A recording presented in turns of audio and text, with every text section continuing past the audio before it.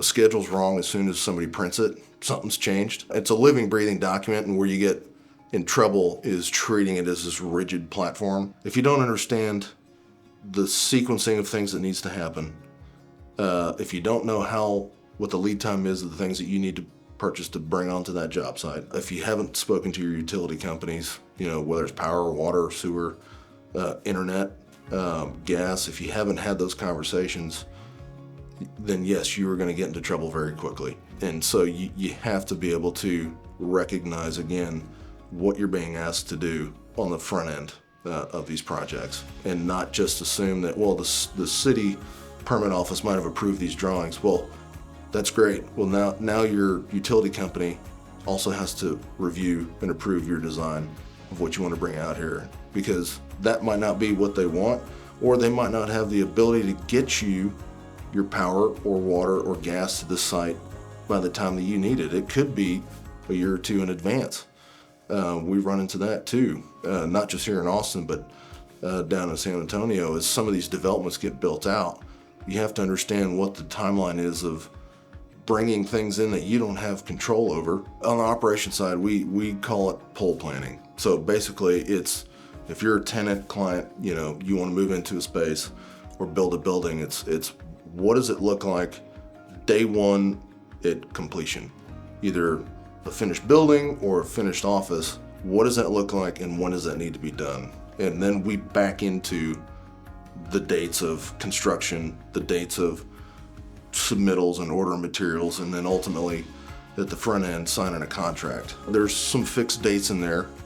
You can play around with things in between, but that's how we start with the end in mind, and not at the beginning where people might think they have a lot of time, and then you start asking them questions and you're like, it's going like this really fast, and the end's not changing because somebody's got to be out, or somebody has to move in, or something has to be completed, and the train's coming, and where's it going to stop, and what's it going to look like? You're going to crash into this wall and everybody's pointing fingers and asking questions, or you're going to gradually come to a stop when you need it to. Sometimes we go into these meetings and we start asking these questions, and light bulbs do go off with some people, like, oh, we can't order materials until we have a signed contract. Oh, well, that usually takes 4 to 6 weeks on some projects. Well, if you need to be done, on this date, this is probably a 12 to 16 week project. Well, they might have some friends in construction, or who, change a light bulb in their house. They'll tell them, well, you can do it, and I think it's an 8-week job, and here's what I think it's going to be. And you sometimes have to unpack that first. And I think being open and honest with people, and not trying to hide, or throw a curveball by them, or hold stuff close to the chest. I think laying it out on the table, showing them facts, and walking them through how you can get it done is super important. I think we do it really well. You need strong leadership in the field. You need guys that have an ability to communicate the right way to not only the trades, but to the clients, and are always looking 2 to 3 weeks down the road.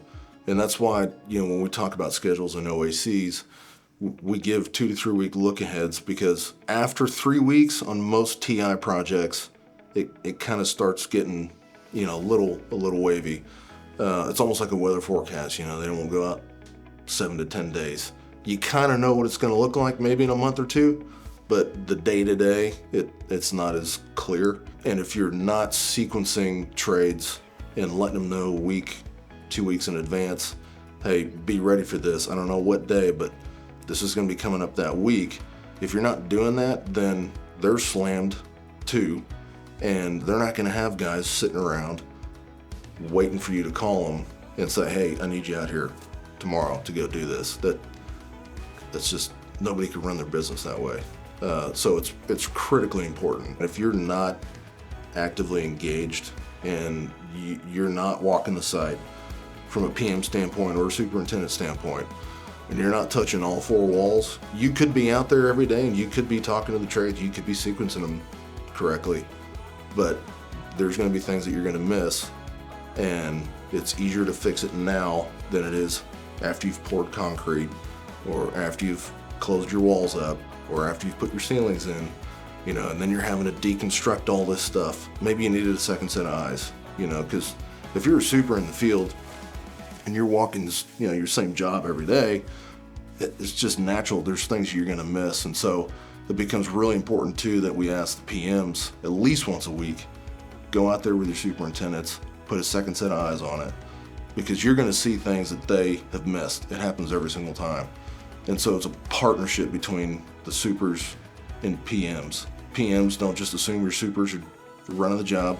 Same thing with the supers. If you're needing materials or stuff's not showing up, call your PMs, ask them what's going on, because it could be the submittal that's stuck or an RFI that hadn't been answered. So it's not just one or the other. And we don't say a PM over a super. Some people will think supers answer to PMs. No, they're a team. If you're open and honest on the front end and you're presenting these things to the client, that's an easier conversation than if you're hiding problems or trying to make them go away thinking that it'll just disappear on its own. Most problems won't. It'll just continue to compound on itself, and then it's going to rear its head, and it's going to be it's not a fun conversation when you then have to explain to your client that this has been going on for some time and you weren't forthright with it and you weren't trying to engage with them to help problem solve. That's where it becomes a problem. I don't mind having those tough conversations. I actually enjoy it, because usually then you get to come up with solutions to help solve that problem. And so we don't want to just come up to a client and say, I can't get this done, and then just wait and see what they say. Because if somebody comes to me with a problem, or anybody else in the company, they're going to say, well, what can we do to solve it? And so that's where we get to really show our ability to adapt and come up with solutions.